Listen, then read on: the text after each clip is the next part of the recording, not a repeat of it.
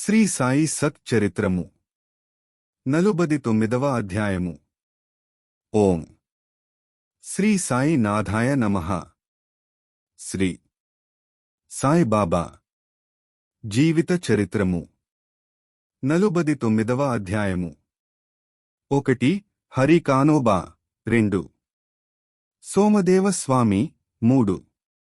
నానా సాహెబు చాందోర్కరు కథలు. తొలి పలుకు. వేదములు, పురాణములు బ్రహ్మమును లేదా సద్గురువును సరిగా పొగడలేవు. అట్లైనప్పుడు మావంటి మూర్ఖులు సద్గురువగు సాయిబాబాను ఎట్లు వర్ణించగలరు? ఈ విషయములో మాట్లాడక ఊరుకొనుటయే మేలని తోచుచున్నది. మౌనవ్రతమును పూనుటయే సద్గురుని స్తుతించుటకు తగిన మార్గమని తోచును. కాని సాయిబాబా సుగుణములను జూచినచో మా వ్రతమును మరచి మమ్ములను మాట్లాడునట్లు ప్రేరేపించును. మన స్నేహితులుగాని బంధువులుగాని మనతో లేకున్నచో మంచి పిండి వంటలు కూడా రుచింపవు. కాని వారు మనతో నున్నచో ఆ పిండి వంటలు మరింత రుచికరము లగును. సాయి లీలామృతము కూడా అట్టిదే. దీనిని మనం ఒంటరిగా తినలేము. స్నేహితులు, బంధువులు కలిసినచో చాలా బాగుగా నుండును. ఈ కథలను సాయిబాబా ప్రేరేపించి వారి ఇష్టానుసారము మాచే వ్రాయించెదరు. వారికి సర్వస్య శరణాగతియొనర్చి వారి యందే ధ్యానము నిలుపుట మా కర్తవ్యము. తీర్థయాత్ర, వ్రతము, త్యాగము, దాక్షముల కంటే తపస్సు చేయుట గొప్ప. హరిని పూజించుట తపస్సు కంటే మేలు. సద్గురుని ధ్యానించుట ఎన్నింటికంటే మేలైనది. కాబట్టి మనము సాయినామమును నోటితో పలుకుచు వారి పలుకులను మననము చేయుచు వారి యాకారమును మనస్సున భావించుకునుచు వారిపై హృదయపూర్వకమగు ప్రేమతో వారి కొరకే సమస్త కార్యములను చేయుచుండవలెను. సంసార బంధము నుండి తప్పించుకునుటకు దీనికి మించిన సాధనము లేదు. పైన వివరింపబడిన ప్రకారము మన కర్తవ్యమును మనము చేయగలిగినచో సాయి తప్పనిసరిగా మనకు సహాయము చేయును. తుదకు మోక్షము నిచ్చును. ఇక నీ అధ్యాయములోని కథల వైపు మరలుదము.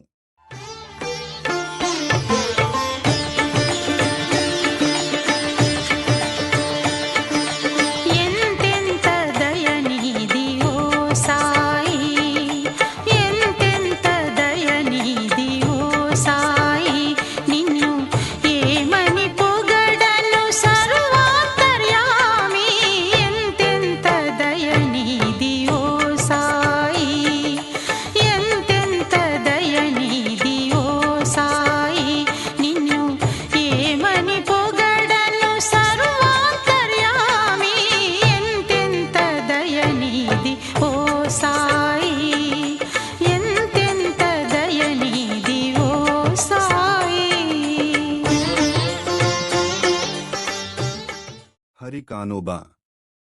హరికానోబా ఎను బొంబాయి పెద్ద మనుష్యుడొకడు తన స్నేహితుల వల్ల, బంధువుల వల్ల బాబాలీల లనేకములు వినెను, కాని నమ్మలేదు. కారణమేమన అతనిది సంశయ స్వభావము. బాబాను స్వయముగా పరీక్షించవలెనని యతని కోరిక. కొంతమంది బొంబాయి స్నేహితులతో అతడు షిరిడీకి వచ్చెను. అతని తలపై జలతారు పాగయుండెను. అతని పాదములకు కొత్త చెప్పులుండెను. కొంత దూరము నుండి బాబాను చూచి బాబా వద్దకు బోయి సాష్టాంగ నమస్కారము చేయవలే ననుకునెను. క్రొత్త చెప్పులెచ్చట నుంచవలెనో అతనికి తెలియలేదు. చెప్పులు మసీదు ముందొక మూలన బెట్టి బాబా దర్శనమునకు బోయెను. బాబాకు భక్తిపూర్వకమైన నమస్కారము చేసి ఊదిని ప్రసాదమును బాబా చేతి నుండి ఎందుకుని తిరిగివచ్చెను. మూలకు పోయి చూచుసరికి చెప్పులు కనిపించలేదు. చెప్పుల కొరకు వెదకెను కాని నిష్ప్రయోజనమయ్యెను. చాలా చీకాకు పడుచూ బసకు వచ్చెను. అతడు స్నానము చేసి, పూజ చేసి, నైవేద్యము పెట్టి భోజనమునకు కూర్చుండెను. కాని తన చెప్పుల గూర్చియే చింతించుచుండెను. భోజనానంతరము చేతులు కడుగుకొనుటకు బయటకు వచ్చెను. ఒక మరాఠీ కుర్రవాడు తన వైపు వచ్చుట చూచెను. ఆ కుర్రవాని చేతిలో నొక కర్రయుండెను. దాని చివరకు క్రొత్త చెప్పుల జత వ్రేలాడుచుండెను. చేతులు కడుగుకొనుటకు బయటకు వచ్చిన వారితో అతడు బాబా తనను బంపెననియు వీధిలో హరీకాబేట జరీకాపేట ఎని ఎరచుమనియు చెప్పెననెను. ఎవరైనా ఆ చెప్పులు తమవే ఎన్నచో నతని పేరు హరి అనియు నతడు కానోబా కొడుకనియు అతని తలపై జరీపాగా గలదా ఎను సంగతి పరీక్షించిన తరువాత చెప్పులనిచ్చి వేయుమని చెప్పెననెను. ఈ కుర్రవారిట్లు చెప్పుట విని హరికానోబా యాశ్చర్యానందములు పొందెను. కుర్రవాని వద్దకు బోయి చెప్పులు తనవని రూఢి చేసెను. అతడు తన పేరు హరి అనియు తాను కానోబా కుమారుడననియు తన తలపై ధరించు జరీపాగాను చూపెను. ఆ కుర్రవాడు సంతృప్తి చెంది చెప్పుల నిచ్చివేసెను. హరి కానోబా మిక్కిలి యాశ్చర్యపడెను. తన జల్తారుపాగా ఎందరికీ కనిపించవచ్చునుగాని తన పేరు తన తండ్రి పేరు బాబాకెట్లు దెలిసెను? అదియే షిరిడీకి మొదటిసారి తన రాక. అతడచ్చటకు బాబాను పరీక్షించుటకే వచ్చెను. ఈ విషయము వల్ల నాతడు బాబా గొప్ప సత్పురుషుడని గ్రహించెను. అతనికి కావలసినది బాబాను పరీక్షించుట. అది పూర్తిగా నెరవేరెను. సంతోషముతో నింటికి పోయెను. సోమదేవస్వామి బాబాను పరీక్షించుటకై ఇంకొకరు వచ్చిరి. వారి కథను వినుడు. కాకాసాహెబు దీక్షిత్ తమ్ముడు భాయాజీ నాగపూర్లో నివసించుచుండెను. 1906 సంవత్సరములో హిమాలయములకు బోయినప్పుడు సోమదేవస్వామి అను సాధువుతో అతనికి పరిచయము కలిగెను. ఆ సాధువు గంగోత్రికి దిగువ ఉత్తర కాశీకి చెందినవారు. వారి మఠము హరిద్వారములో గలదు. ఇద్దరు పరస్పరము తమ చిరునామాలు వ్రాసికొనిరి. 5 సంవత్సరముల పిమ్మట సోమదేవస్వామి నాగపూరు వచ్చి భాయాజీ ఇంట్లో దిగెను. బాబా లీలలను విని సంతసించెను. షిరిడీకి పోయి బాబాను చూడవలెనని అతనికి గట్టి కోరిక గలిగెను. భాయాజీ వద్దనుంచి పరిచయము ఉత్తరమును దీసుకొని షిరిడీకి పోయెను.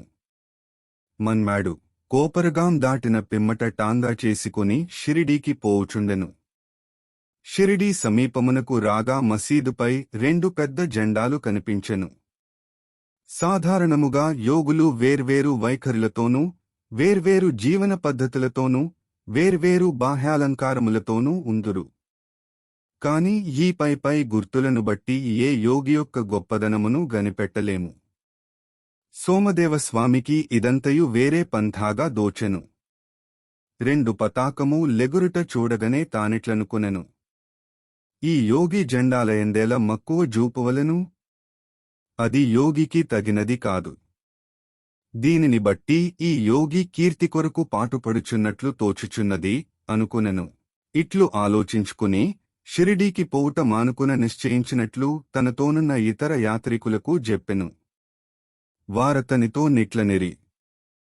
అట్లైన ఇంత దూరము వచ్చితివేళ జెండాలను చూచినంతలో నీ మనస్సు చికాకు పడినచో షిరిడీలో రథము పల్లకి గుగ్లము మొదలగు బాహ్యాలంకారములు చూచినచో మరింత చికాకు పొందెదవు. సోమదేవస్వామి గాభరపడి ఇట్లనెను. గుగ్లములతోనూ పల్లకీలతోనూ జట్కాలతోనూ గల సాధువులను నేనెచ్చట జూచియుండలేదు. అట్టి సాధువులను చూచుట కంటే తిరిగిపోవుటయే మేలు అనెను. ఇట్లనుచు తిరుగు ప్రయాణమునకు సిద్ధమయ్యెను. తక్కిన తోడి ప్రయాణికులు అతనిని తన ప్రయత్నమును మాని షిరిడీలోనికి బొమ్మనిరి. అట్టి వక్రాలోచనను మానుమనిరి. బాబా యా జెండాలను కాని తక్కిన వస్తువులను గాని ఆడంబరములను గాని కీర్తిని గాని లక్ష్యపెట్టనివారని చెప్పిరి. అవన్నీయు నలంకరించినవారు బాబా భక్తులేగాని ఆయనకేమి అవసరముగాని సంబంధముగాని లేదనిరి. వారి భక్తి ప్రేమల కొలది వారు వాటిని కూర్చరని చెప్పిరి. తుట్టతుదకు ప్రయాణము సాగించి షిరిడీకి పోయి సాయిబాబాను చూచునట్లు జేసిరి. సోమదేవస్వామి మసీదు దిగువనుంచి బాబాను దర్శించగనే అతని మనస్సు కరగెను. అతని కండ్లు నీటితో నిండెను. గొంతుక యార్చుకునిపోయెను. ఎచ్చట మనస్సు శాంతించి యానందమును పొంది యాకర్షింపబడునో అదే మనము విశ్రాంతి పొందవలసిన స్థలము అని తన గురువు చెప్పిన దానిని జ్ఞప్తికి తెచ్చుకొనెను. అతడు బాబా పాదధూళిలో దొర్లుటకు తహతహలాడెను. బాబా దర్శనము కొరకు దగ్గరకు పోగా, మా వేషము మా దగ్గరనే యుండని, నీ ఇంటికి నీవు పొమ్ము. తిరిగి మసీదుకు రావద్దు. ఎవరైతే మసీదుపై జెండా నెగురవైచుచున్నారో ఎట్టివారి దర్శనము చేయనేలా? ఇది యోగి లక్షణమా? ఇక్కడొక నిమిషమైన ఉండవద్దు అనెను. ఆ స్వామి మిగుల ఆశ్చర్యపడెను.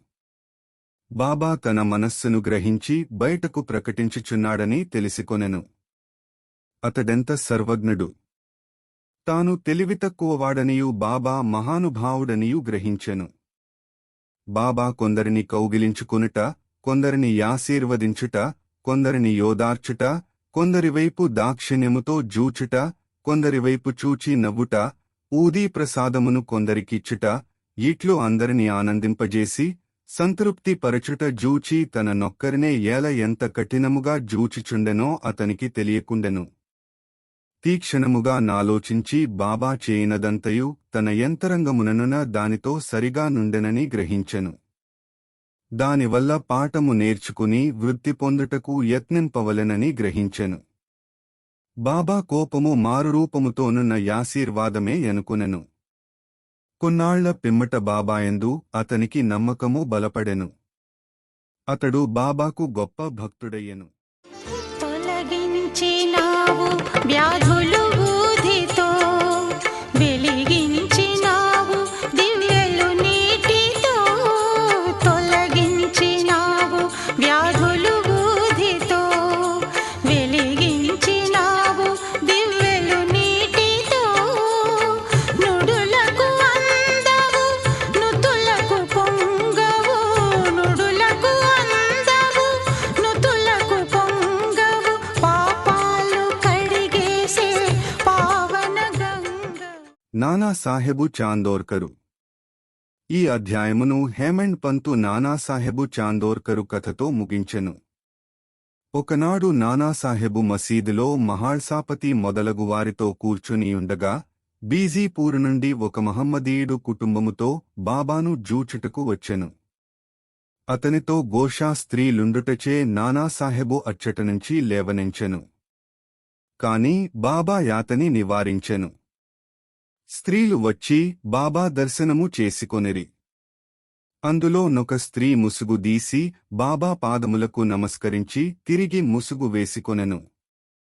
నానాసాహెబు ఆమె ముఖ సౌందర్యమును చూచి మరలమరల చూడగోరెను. నానా యొక్క చాంచల్యమును జూచి స్త్రీలు వెళ్ళిపోయిన పిమ్మట బాబా నానాతో నిట్లనెను. నానా, అనవసరముగా చీకాకు పడుచుంటివేళ? ఇంద్రియములను వాని పనులను జేయనిమ్ము. వానిలో మనము జోక్యము కలుగజేసికొనగూడదు. దేవుడు ఈ సుందరమైన ప్రపంచమును సృష్టించియున్నాడు గాన అందరిని చూచి సంతసించుట మన విధి. క్రమముగాను మెల్లగాను మనస్సు స్థిరపడి శాంతించును. ముందు ద్వారము తెరచియుండగా వెనుక ద్వారము గుండా పోనేలా? మన హృదయము స్వచ్ఛముగా నున్నంతవరకు నేమియు దోషము లేదు. మనలో చెడ్డ యాలోచన లేనప్పుడితరులకు భయపడనేలా? నేత్రములు వానిపని యవి నెరవేర్చుకొనవచ్చును. నీవు సిగ్గుపడి బెదరనేలా? శ్యామా ఎచ్చటనే యుండెను. కాని బాబా చెప్పిన దానిని గ్రహించలేకపోయెను. ఇంటికి పోవు దారిలో శ్యామ ఆ విషయమై నానా నడిగెను. ఆ చక్కని స్త్రీవైపు జూచి తాను పొందిన యా చంచలత్వమును గూర్చి నానా చెప్పెను. బాబా దానిని గ్రహించి ఎట్లు సలహా నిచ్చెనో వివరించెను. బాబా చెప్పిన దాని భావము నానా ఇట్లు చెప్పదొడంగెను. మనస్సు సహజముగా చంచలమైనది. దానిని ఉద్రేకించునట్లు చేయరాదు. ఇంద్రియములు చలింపవచ్చును. శరీరమును స్వాధీనమునం దుంచుకొనవలెను. దాని యోరిమి పోవునట్లు చేయరాదు. ఇంద్రియములు విషయముల వైపు పరుగెత్తును. కాని మనము వాని వెంట పోరాదు.